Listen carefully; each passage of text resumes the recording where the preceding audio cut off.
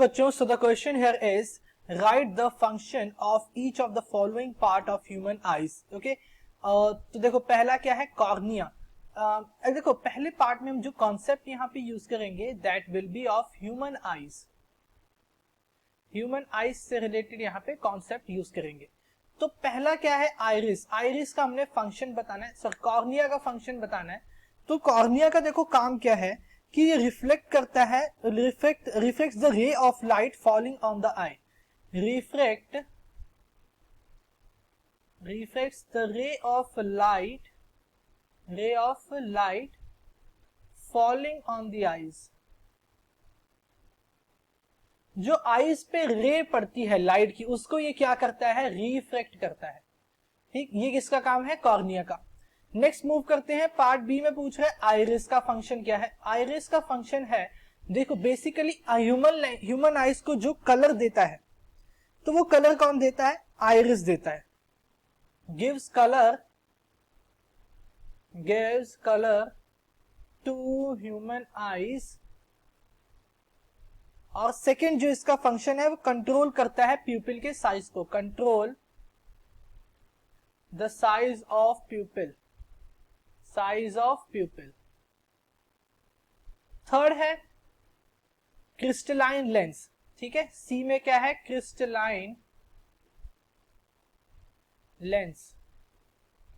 अब crystalline lens क्या होता है, ठीक है, क्रिस्टलाइन लेंस जो होते हैं हमारे, वो फोकस करते हैं ऑब्जेक्ट की इमेज को, किस पे, रेटिना पे। तो हम लिख सकते हैं focus the image of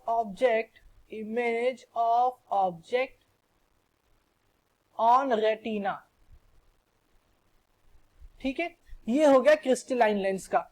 next है, लास्ट जो है हमारा, दैट इज सिलेरी मसल्स। तो सिलेरी मसल्स का काम ये है कि वो एडजस्ट करते हैं the size of the focal length of the lens, adjust the focal length,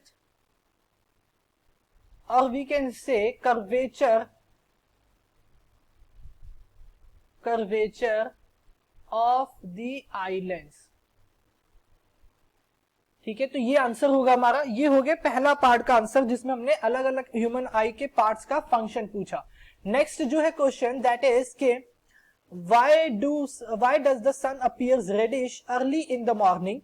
Will this phenomena be observed by an astronaut on the moon? Give reason to justify your answer. So देखो question क्या बोल रहा है कि sunrise के time पे, ठीक है, सनराइज के टाइम पे हमें सन रेडिश क्यों अपीयर होता है, या अर्ली मॉर्निंग में सन रेडिश क्यों अपीयरेंस होती है सन की, एंड क्या ये रेडिश अपीयरेंस या रेडिश कलर एस्ट्रोनॉट को विजिबल होगा जो कि स्पेस में है। ठीक, तो देखो कॉन्सेप्ट जो हम यहाँ पे यूज करेंगे इस क्वेश्चन के लिए, दैट विल बी ऑफ, ये होगा हमारा स्कैटरिंग ऑफ लाइट का कॉन्सेप्ट, स्कैटरिंग ऑफ लाइट। अब देखो होता क्या है कि एटमॉस्फेयर में, मैं अगर एटमॉस्फेयर को देखूं, यहां पे देखो ये मेरा एटमॉस्फेयर है, ठीक है, ये जो सेंटर रीजन है दिस इज एटमॉस्फेयर, और यहां पे मेरा ऑब्जर्वर है, मान लो यहां पे कौन है, ऑब्जर्वर है। अब हमने एक चीज पढ़ी है कि जितना देर तक लाइट हमारी एटमॉस्फेयर में ट्रेवल करेगी उतनी उसकी ज्यादा क्या होगी, स्कैटरिंग होगी। अब मुझे पता है अगर मैं सनराइज की बात करूं, अर्ली मॉर्निंग कौन सा टाइम होता है, सनराइज का टाइम होता है, तो सनराइज के टाइम पे मेरा सन कहां होगा, सन विल बी हियर, हॉरिजॉन में होगा, यानी हाँ यहां पे कहीं होगा हॉरिजॉन में। तो ये रे कैसे भेजेगा, लाइट जाएगी सन से इस तरह से, ठीक है, इस तरह से जाएगी, थोड़ी सी रिफ्लेक्ट होगी एंड ये यहां ऑब्जर्वर तक पहुंचेगी। तो मैंने एक चीज देखी कि अर्ली मॉर्निंग के टाइम में ऑब्जर्वर तक लाइट को पहुंचने के लिए लाइट ने एटमॉस्फेयर में काफी लंबा डिस्टेंस ट्रेवल किया, ट्रेवल मोर इन एटमॉस्फेयर।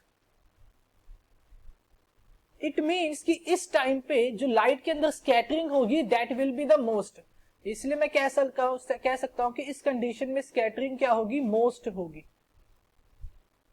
ठीक है, अब स्कैटरिंग की भी कुछ कंडीशंस हैं अपनी। हमने देखा स्कैटरिंग किसकी वजह से होती है, एटमॉस्फेयर में प्रेजेंट पार्टिकल्स की वजह से होती है, जिनका साइज क्या है, बहुत स्मॉल साइज है जिनका। और ये उन्हीं लाइट को स्कैटर करते हैं जिनकी वेवलेंथ कंपैरेटिव हो इनके साइज के,